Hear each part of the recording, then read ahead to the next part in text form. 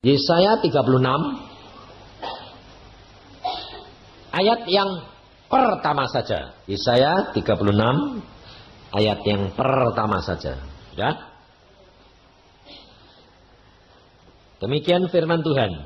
Maka dalam tahun ke-14 zaman Raja Hizkia, majulah Sanherib Raja Asyur menyerang segala kota berkubu negeri Yehuda, lalu merebutnya. Nah, saudara, kita perhatikan akan firman daripada Tuhan ini, karena kerap kali kita ini jadi anak-anak Tuhan, tidak ngerti rencana Tuhan di dalam hidup kita. Kita kerap kali merasa sudah berbakti, baca Alkitab sudah, berdoa sudah, berbakti sudah, setia dari hari ke hari, minggu ke minggu, dan tahun ke tahun, tapi kok ngalami musibah. Kita ngalami perkara-perkara yang tidak enak. Lalu kalau saudara ngalami gitu bagaimana? Lain perkara kalau memang saudara salah berbuat dosa atau kurang setia, mundur, lalu ngalami musibah. Nah, orang lain bilang apa? Itu logis, betul tidak? Karena meninggalkan Tuhan, ngalami musibah. Tapi kalau setia ngalami musibah, bagaimana pandangan saudara? Nah, maka dari itu, kenapa Alkitab berkata, ucapkan syukur dalam segala perkara. Kita belajar sore hari ini. Apa yang terjadi dengan Hizkia setelah selama 14 tahun dia memerintah? Apa yang dilakukan? Mengapa kubu-kubu Yerusalem, kota-kota di sekitar Yerusalem direbut oleh Raja Asyur Sanherib ini? Apakah dia kurang setia? Apakah dia kurang taat dan benar di hadapan hadirat Allah? Nah, kita pelajari saudara. Lalu kita akan melihat apa rencana Allah dengan segala perkara ini. Dan saudara harus belajar. Kita lihat di dalam 2 Tawarikh pasal yang ke-31. Apa yang dilakukan oleh Hizkia selama 14 tahun. Supaya saudara ini belajar. Makanya saya selalu katakan baca Alkitab. Sebab kalau saudara tidak baca Alkitab, saudara tidak dapat menjadi pelaku firman. Dari mengalami musibah, saudara akan rasanya apa? Tidak kuat Tuhan, akhirnya ngomel. Maka dari itu baca, belajar. Nah, di dalam 2 Tawarikh pasal 31 ayat 20 dan 21. Nah, coba perhatiin. Demikianlah perbuatan Hizkia di seluruh Yehuda. Ia melakukan apa yang baik, apa yang jujur, dan apa yang benar di hadapan Tuhan Allahnya. Dalam setiap usaha yang dimulainya untuk pelayanannya terhadap rumah Tuhan Allah. Dan untuk pelaksanaan Taurat dan perintah Allah. Ia mencari Allahnya. Semuanya dilakukannya dengan segenap hati sehingga segala usahanya berhasil. Saudara perhatikan ayat ini. Ini dilakukan Hizkia tidak setahun 2 tahun, 14 tahun. Taunya bagaimana? 2 Tawarikh 32 ayat pertama. Ini perhatikan, ini sambungannya. Setelah peristiwa yang menunjukkan kesetiaan Hizkia itu, datanglah Sanherib, Raja Asyur, menyerbu Yehuda. Ia mengepung kota-kota berkubu dan berniat merebutnya. Jadi 14 tahun Hizkia setia enggak? Berhasil enggak? Lalu datang malapetaka enggak? Di mana salahnya? Loh. Nah, kira-kira saudara setia sudah berapa tahun? Lalu terjadi musibah sudah ngomel. Hizkia 14 tahun. Loh. Sudah setia 14 tahun. Lalu menikmati mujizat dan kuasa Allah. Sehingga di sini dikatakan Sehingga segala usahanya berhasil. Tapi mengapa sekarang musibah itu datang dan kota-kota berkubu di Yehuda direbut? Kira-kira kalau kota-kota berkubu dari Yehuda direbut, kehilangan apa? Harta bendanya digerogoti enggak? Hah? Orang-orangnya dibunuh enggak? Lalu kekuasaannya direbut enggak? Mulai digerogoti jadi kecil. Saudara tahu. Kekuasaan, harga diri, orang-orangnya, pengikut-pengikutnya, harta bendanya, semuanya mulai digerogoti, dibikin habis. Nah, saudara, kita harus belajar supaya kehidupan kekristenan saudara itu tidak tergoyahkan. Makanya saya selalu katakan apa? Jadi orang Kristen itu harusnya rileks. Betul enggak? Hah? Rileks toh? Kenapa? Kita sudah tahu kok. Alkitab sudah ngajar, pusing amat. Betul enggak? Wong dia tuh sutradaranya. Nah, dia mau jungkir baliknya enggak apa-apa toh. Wong dia yang mau. Wong kita pelaku. Yang penting apa? Lakukan bagianmu. Itu yang Allah senang. Jangan ngomel, jangan menilai Allah, jangan ngukur Allah, jangan batasi kuasa Allah. Allah kalau mau melakukan segala perkara itu, pasti Allah tuh punya rencana yang baik. Betul enggak? Hah? Amin. Lada amin harusnya mesem dong. Loh, betul enggak? Tapi kamu ngomel apa mesem? Nah ini masalahnya. Ngomel kenapa? Belum ngerti yo. Betul enggak? Makanya baca Alkitab terus. Nanti kamu ngerti. Saya terus terang saudara, nggak pernah ngomel. Kenapa? Saya sudah tahu. Nanti kalau saya mengalami apa-apa, musibah, saya bilang, Tuhan, pasti kamu punya rencana yang baik ini. Sebabnya apa? Alkitab ngajar gitu kok. Engkau itu luar biasa. Allah itu memang engkau itu kadang-kadang humor, kadang-kadang galak, kadang-kadang lucu. Tuhan tuh aneh-aneh. Tidak aneh kan, bukan Tuhan. Apa yang tidak pernah kamu pikir, apa yang tidak pernah timbul dalam hati, itu yang diberikan Tuhan. Nah, kamu sudah tahu gitu kok pusing amat. Ya ya toh. Loh betul enggak? Loh sebetulnya orang Kristen itu gampang enggak? Gampang. Kalau kamu bikin gampang, ya kamu bikin susah kok. Jadinya susah. Oh kamu punya Tuhan yang luar biasa. Loh. Jadi kalau saya mengatakan begini, jangan saudara kira saya tidak ngalami apa-apa. Siapa bilang? Ngalami. Pulang dari retreat di Selat Bintana, apa terjadi saudara? Judulnya tahan uji. Wah, saya pulang bilang Tuhan, tahun ini berarti aku harus tahan uji. Ya, waduh. Lalu saya sama istri anak-anak bilang siap-siap tahan uji. Karena kalau Tuhan bilang begitu, pasti sepis. Ya toh? Waktu pulang retreat sudah dikuatkan, pulang sampai di rumah, apa terjadi saudara? Baru satu hari, meja makan saya yang kacanya tebelis 10 mili, saya sedang di atas istirahat, rame, yang biar turun ke bawah, hah? Kaca yang harganya ratusan ribu sengebar semua. Saya bilang, kenapa? Pecah Pak. Kenapa? Diangkat miring, ngelerek, seperti didorong Pak. Kira-kira ini pikiran di sini darah turun enggak? Hah? Ini mau keluar enggak? Loh, kalau ini enggak bergerak, itu orang mati. Betul lah? Saya juga mulai mau marah. Tapi dari sini keluar, tahan uji. Wah! Ketemu di tengah-tengah sini. Ini turun, ini naik.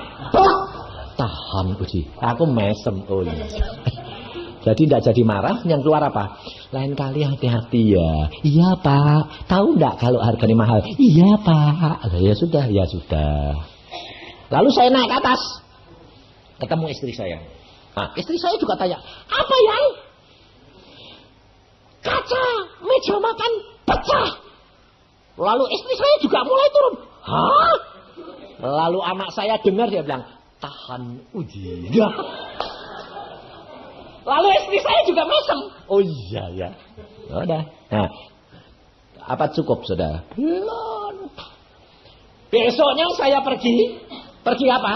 Makan sama anak-anak, sama istri saya makan.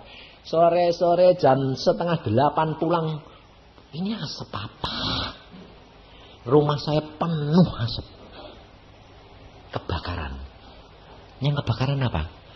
Setrika di tingkat 3 lupa ngambil, sampai alas setrikanya jeblong-blong gebandul setrikane. Jadi ini alas setrika ini kayune sama sepone sama semua itu jeblong kebakaran. Ini kabel gundal gandul ini setrikane ndak kebakar. Sampai seluruh bau kebakaran. Saya bilangnya apa? Maaf Pak, setrikane udah kebakaran. Iya Pak, aku ya heran. Lu kok heran? Lawang kamu yang harus hati-hati, tak marahi kok malah heran. Heran, kok bisa gundal gandul.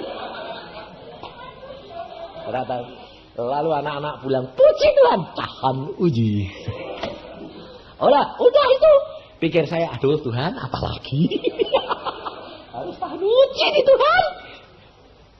Besoknya saudara tahu, anak-anak latihan musik, anak saya nganter. Yang rumahnya cuma 2 kilo. Sejam tidak balik. Istri saya bilang, ini ada apa nih Denny? Kok 2 jam tidak balik ini? 1 jam tidak balik, ini ada apa ini? Bel berbunyi. Pak, oh kenapa nak? Kenapa kamu di mana? Itu di situ Pak. Mobilnya tarik dong Pak. Tabrakan. Mobil Kijang baru gres, plate merah, baru 14 hari. Ambiar, habis 1,5 juta.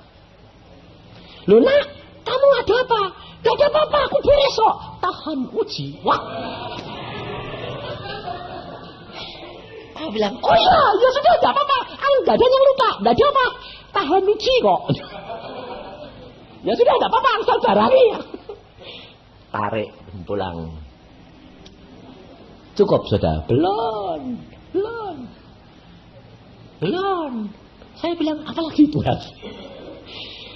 Tuhan, hitung-hitung kok sudah teo-teonan.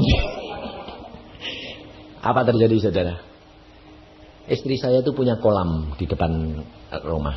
Isinya itu ikan emas dari kecil-kecil sekarang sudah sekiloan. 20-30 kilo. Tiap pagi saya itu paling seneng sama istri saya tuh lihat dari atas kerupiak rame ini kayak gitu. Hari itu loh kok sepi. Loh, bukan mati. Diangkut orang.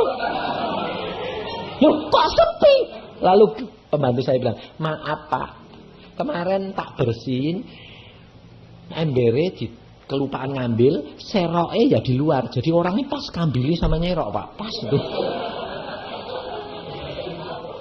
Lalu istri saya dari dalam bilang, tahan uji. Lalu istri saya doa, Tuhan, apalagi nanti malam orangnya itu ngambil lagi. Jadi lebih baik ambili goreng saja buat dimakan kan enak. Istri saya bilang sama pembantunya, ambil ikannya, goreng, makan. Pembantunya bilang, jangan dong Bu, wong sudah dipiara dari kecil kayak gede-gede. Nanti malam tuh nantinya datang lagi. Masa ya tidak mungkin toh Bu, wong sudah sekali sudah ngambil masuk ketagihan.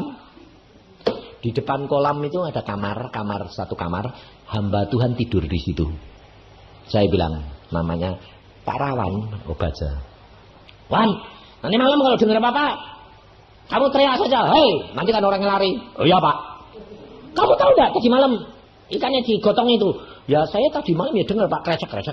Tapi tak pikir ada apa ini kucing ini. Kamu tahu enggak diangkuti kabel itu berapa puluh kilo itu? Oh iya. Oke Pak. Saudara tahu jam 2:30 dia dengar ada orang masuk dan ngubek-ngubek kan tinggal cuma berapa biji kan, ngambilnya kan susah, tak ubek-ubek kan. Dia bangun, orang dua yang tidur di situ bangun, ngintip. Oh ya, 1 jam cuma lihat toh. Setelah 1 jam baru sadar, loh ya kok di TV? Hei, angkut semua. Lah ya memang sudah habis toh. Lah orangnya lari diangkut kabeh toh. Besok saya datang, loh, oh hilang tenan lah, tinggal 2 biji kecil. Lebih sepi lagi. Saya bilang, Wan, tadi malam kamu dengar enggak? Dengar Pak, tapi kok sadari setelah 1 jam. Kamu ini Wan, lah terus apa? Lah terus kamu sudah dengar 1 jam terus kamu ngomong apa? Angkut semua. Lah ya diangkut tenan lah semua. Kamu ini, kamu ya harusnya tinggal di tempat. Gitu. Kok malah disuruh ngangkut semua lah ya habis rawana kamu. Habis itu saya berdoa, Tuhan, apalagi selesai. Saudara tahu? Selesai. Tuhan bilang, aku bilang, puji Tuhan, terima kasih Bapakku. Tahan uji. Saudara tahu? Apa yang telah terjadi dengan Hizkia? Dia 14 tahun demikian hebat luar biasa. Musibah datang. Apa rencana Allah? Di mana letak kesalahanku? Belajar seperti Hizkia. Pada waktu serangan-serangan datang itu, mereka mengejek-ngejek Hizkia. Mana Allahmu? Mana Allahmu yang menolong kamu, yang kamu andalkan? Apa yang dilakukan? Kalau saudara diejek gitu, saudara jengkel, marah enggak? Hah? Marah enggak? Tidak boleh. Tutup mulut, diam. Apa yang dilakukan oleh Hizkia? Baca. Di dalam Yesaya pasal 36 itu ayat yang ke-20 dan 21. Yesaya 36 ayat 20 dan 21. Siapakah di antara semua Allah negeri-negeri ini yang telah melepaskan negeri mereka dari tanganku, sehingga Tuhan sanggup melepaskan Yerusalem dari tanganku? Tetapi orang berdiam diri dan tidak menjawab dia sepatah kata pun, sebab ada perintah raja bunyinya, jangan kamu menjawab dia. Saudara tahu? Ini rahasia keberhasilan Hizkia. Di dalam menghadapi tantangan dan ejekan, tutup mulut. Bisa enggak? Susah Pak. Betul ya? Kalau suruh langsung keluarkan, pang. Tapi diam diri sulit. Dan itu rahasia kemenangan Hizkia. Diam diri. Dan pada waktu dia tidak menjawab dan mendapatkan surat ini dibawa di hadapan hadirat Allah. Kalau saya ngalami saudara, kalau saya terima telegram, saya berkata, Tuhan baca. Hizkia melakukan, ini Alkitabiah. Coba baca. Di dalam Yesaya pasal 37. Yang saya ajarkan ini Alkitabiah. Kalau saudara tidak berani melakukan, saudara salah. Rugi. Yesaya 37 ayat 14 dan 15 dan 16. Hizkia menerima surat itu dari tangan para utusan, lalu membacanya. Kemudian pergilah ia ke rumah Tuhan dan membentangkan surat itu di hadapan Tuhan. Loh. Surat ini apa Tuhan itu enggak tahu? Tahu, tapi kenapa kok harus perlu bilang ini Tuhan surat? Lalu apa doa Hizkia?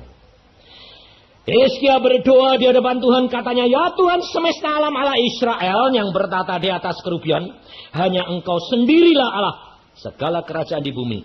Engkaulah yang menjadikan langit dan bumi, sendengkanlah telingamu ya Tuhan dan dengarlah. Bukalah matamu ya Tuhan dan lihatlah. Dengarlah segala perkataan Sanherib yang telah dikirimkannya untuk mencela Allah yang hidup.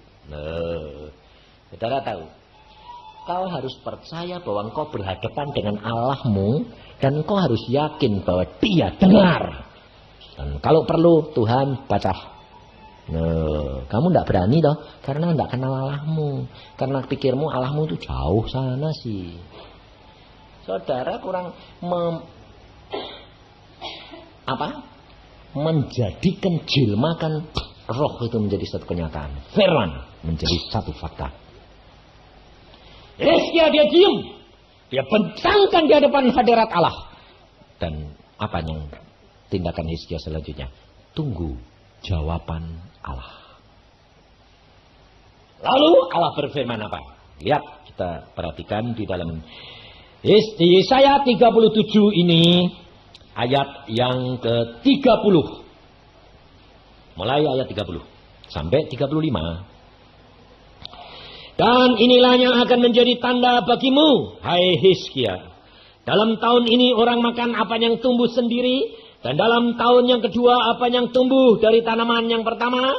Tetapi dalam tahun yang ketiga, menaburlah kamu menuai, membuat kebun anggur dan memakan buahnya. Dan orang-orang yang terluput di antara kaum Yehuda, yaitu orang-orang yang masih tertinggal, akan berakar pula ke bawah dan menghasilkan buah ke atas. Sebab dari Yerusalem akan keluar orang-orang yang tertinggal, dan dari gunung Sion orang-orang yang terluput. Giat cemburu Tuhan semesta alam akan melakukan hal ini. Sebab itu beginilah firman Tuhan mengenai Raja Asyur. Ia tidak akan masuk ke kota ini, dan tidak akan menembakkan panah ke sana. Juga ia tidak akan mendatanginya dengan perisai, dan tidak akan menimbun tanah menjadi tembok untuk mengepungnya. Melalui jalan dari mana ia datang, ia akan pulang.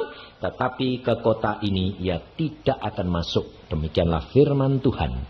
Dan aku akan memagari kota ini untuk menyelamatkannya, oleh karena aku dan oleh karena Daud hambaku. Tunggu sampai jawaban Tuhan datang. Setelah datang baru lihat apa yang Tuhan lakukan. Ucapkan syukur. Langkah-langkah ini saudara perhatikan. Dan apa terjadi? Ayat 36.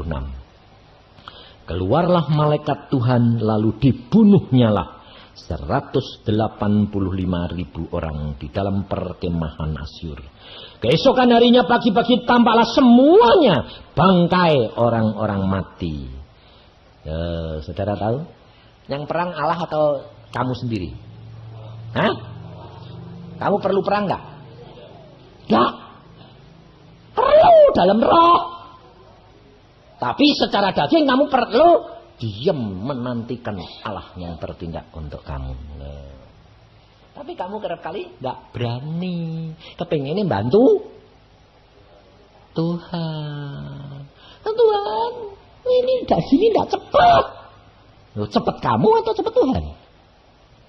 Semalam 185 game. Enak mana? Enak Tuhan yang perang atau enak kamu?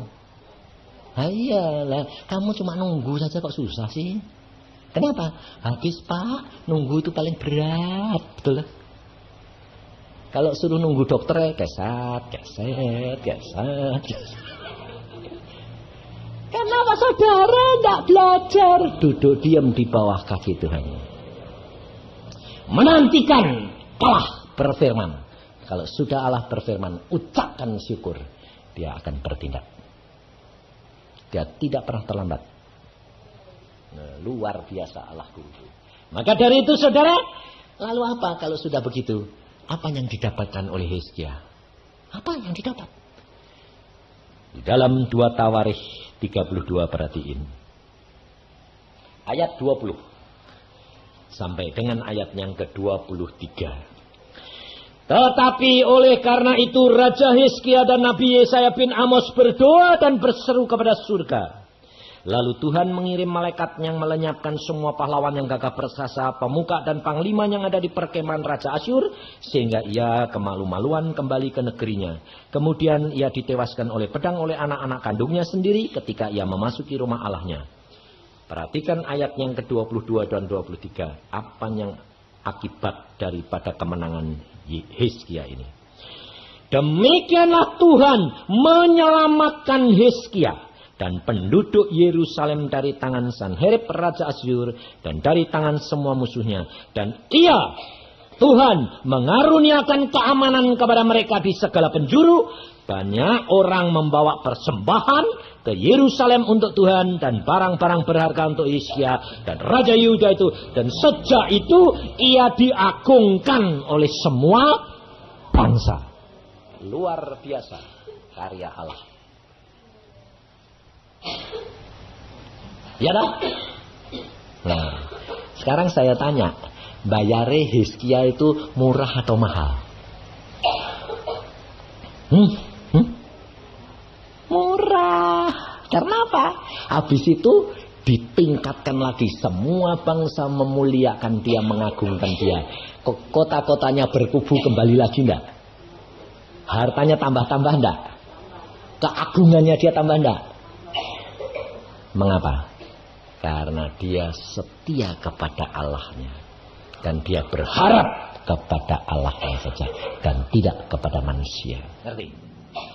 Nah, sekarang saya tanya, mengapa Hizkia setelah 14 tahun dia setia? Kok perkara itu diizinkan terjadi? Apa maksudnya Tuhan? Hah? Apa maksudnya Tuhan? Mau meningkatkan kekayaan, keagungan, kebesaran Hizkia. Saudara mau enggak ditingkatkan? Hah? Mau? Bayar. Loh, bayarnya mau enggak? Diem. Ditingkatke mau, bayarin enggak. Mau enggak ngalami kesukaran demi kesukaran dulu? Jangan Tuhan, enggak bisa. Ini saudara maunya apa? Tuhan kau kan maha kuasa, enggak usah ujian, naik terus lah. Anaknya enggak ada yang mau belajar. Ya dah. Enggak ada anak-anak sekolah bilang. Anak-anak sekolah coba tanyain, nak, kamu sekolah kepengen yang apa? Yang enggak usah ujian, naik terus. Ya dah. Pasti toh anak sekolah begitu semua toh. Tahu-tahu jadi sarjana. Sarjana apa itu? Nah, itu anak-anak Tuhan tuh maunya gitu, naik sendiri gitu loh Tuhan, nggak usah ujian. Itu anak apa? Anak manja. Perlunya apa? Digebleki jadinya. Maka dari itu saudara, kamu harus belajar supaya kehidupan kekristenan kita ini naik terus.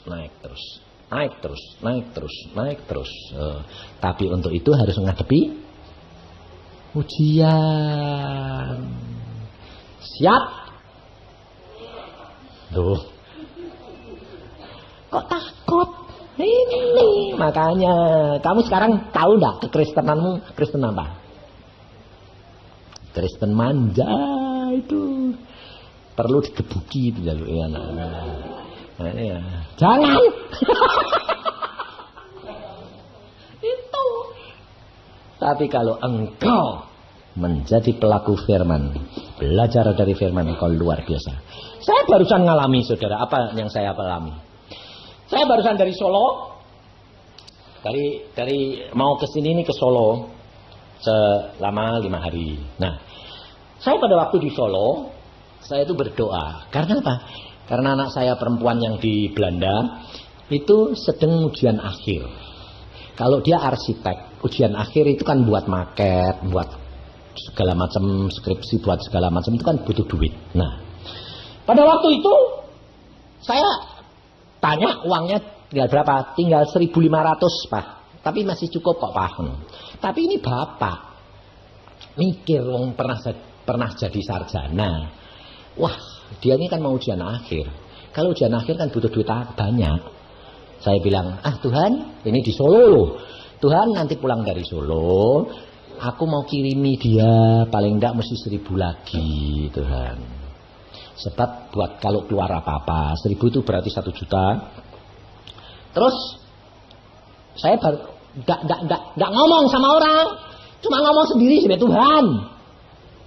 Nah, apa terjadi saudara? Tuhan, biar buat anakmu itu menyenangkan hatimu, dan buat aku melakukan kehendakmu sesuai dengan rencanamu. Pelayanan di Solo, nah kan kota berkat masuk. Saya lihat, wah, saya tahu ini. Saya sudah tahu, tidak akan mencapai, tidak akan bisa nyukupi, itu tidak bisa. Tapi saya bilang apa? Tuhan, aku mengucap syukur, yang penting aku melakukan bagianku. Engkau melakukan bagianmu. Apa terjadi saudara? Allah itu luar biasa.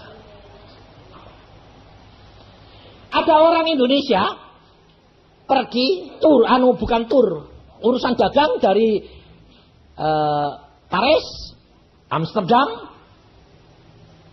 Los Angeles. Dia di Paris, dia hatinya itu diketok Tuhan luar biasa. Di Paris ternyata. Ini yang cerita tadi barusan istrinya. Dia bilang gini, Tuhan, ini ada apa? Ada apa? Dengan anaknya Yusak ini ada apa? Dengan Yusak ini ada apa? Kok aku mbok ketok terus ini? Terus dia ini lupa ingat anak Yusak namanya siapa sih? Oh ya, in gitu loh, in gitu. Langsung saudara tahu, dia langsung ngubungin orang Indonesia yang di Amsterdam karena dia kenal. Dia telepon dulu ke rumah, ke Jakarta. Kamu cari sama istrinya, cari telepon orang namanya ini di Amsterdam. Oh ya, teleponnya nomor segini. Kenapa? Aku ini mau nyari itu anaknya Yusa. Dah Belanda. Lah kok kenapa enggak telepon dari sini? Enggak usah, langsung saja. Langsung dia ini kalau dari Tuhan mesti beres. Dia langsung telepon orang Indonesia itu. Aku carikan anak Yusa namanya Iin. Sekolahnya di Delft. Itu tak. Alamatnya mana? Teleponnya nomor berapa? Tolong carikan. Selesai. Dia sampai ke Amsterdam, apa terjadi saudara? Orang itu sudah tanya-tanya ke Delft, orang Indonesia langsung tahu. Oh anaknya Om Yusa, namanya Iin, namanya Indriati. Telepon nomor segini, langsung dapat. Dari hotel dia mau terbang ke LA, dia telepon. Iin, oh ya Om, saya mau ke sekolah. Persis Iin mau berangkat sekolah. Telepon berdering. Bisa mampir enggak? Sebentar. Enggak bisa Om, maaf, aku sekolah ini ngejar waktu. Kamu bisa enggak mampir ke tempat Om nanti pulang dari sekolah? Oh ya bisa Om. Ke Amsterdam ngambil apa? Ambil berkat. Kamu ini dibiayai siapa selama sekolah? Kan kamu sudah menikah. Tetap papah yang membiayai. Pantesan. Aku Om mau berangkat ini ke LA. Aku mau tinggal di hotel, pesan buat kamu. Kamu ambil berkat Tuhan di sini. Oke Om, terima kasih. Berangkat ke sekolah. Pulang ke sekolah. Pergi ke hotel, ada pesanan nggak dari Pak ini untuk ngambil ini? Oh ada, namamu siapa ini? Identitas ini, klak. Diambil, klak, bawa pulang. Apa saudara? Dia terima 2.000 US dollar. Bayangin saudara. Berarti 4.000 Holden. Berarti 4 juta. Lalu dia telepon, Papa, nggak usah kirim duit. Tuhan sudah kirim dewek. Papa cari orang namanya Om ini. Terima kasih dong Pak. Tuhan yang menggerakkan hatinya. Allah.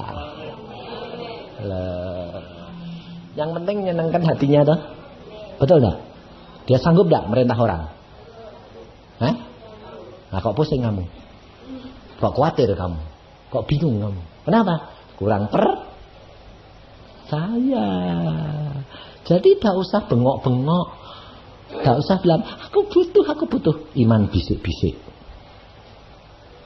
Allah tahu segala keperluanmu. Dia jamin, dia sediakan. Segala-galanya sudah diatur oleh dia. Maka dari itu, percaya, belajar firman Tuhan, duduk diam di bawah kaki dia. Allah sanggup lakukan segala perkara. Saya pulang, istri saya bilang, sudah beres semuanya. Aku bilang amin Allahku. Aku cuma mau ngirim cuma 1.000. Dia dapatnya kok 4.000. Wah anak itu nyeneng ke hati Tuhan. Dapat 4 kali lipat. Pasti dia ini beres sama Tuhan. Betul lah. Kalau tidak beres, ketok. Dikurangi atau ditambah? Kurangi. Kalau beres, bonus. Hidup kekristenan meningkat terus. Karena Allah yang maha kuasa sanggup lakukan segala perkara. Dia apa? Dia sekolah. Dia kerja apa? Melayani Yesus. Allah sanggup mengirim berkat buat dia. Tidak 1 juta, 4 juta sekaligus. Jangan takut, jangan khawatir. Allah sanggup lakukan segala perkara. Orang gak kenal, orang gak tahu. Allah sanggup membuka jalan, memberitahukan. Karena dia Allah yang maha kuasa dan tahu segala perkara. Amin. Bayar? Berani? Nah, sekarang manggut-manggut. Makanya saudara setia sampai akhir. Ucapkan syukur dalam segala perkara. Allah sanggup lakukan segala perkara. Amin. Mari kita berdoa.